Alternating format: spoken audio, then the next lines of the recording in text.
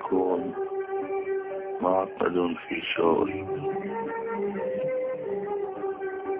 وأرتب ما شئت من السطور عن حبك وأفتكي بالغرور. لك الحق في أن تعربدي وأن تهددي وأن تثوري. لك الحق في أن تقولي عني لأني لست إلا أبلها وبلا معنى، وأحلم بالقصور. برغم دمع السمع في ضميري،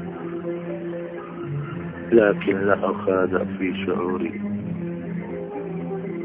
في شعري في داخلي أنا سلطان في كل العصور. اتهميني بالكآبة وبأني لا أحسن الكتابة. على كل حال أنا أشعر بالسرور قد اعتمد في زئيري، وأنا ممزق الرداء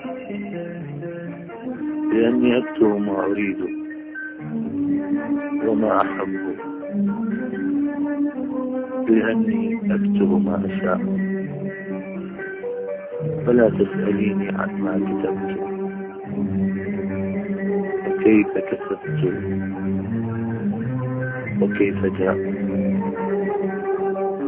يأتي إلي الشعر منذ بدء المساء، يأتي إلي ورداء الكريم، يهزني الشوق إليك، يهزني البكاء، فينزف قلمي بين أناملي حتى يرهقه العياء.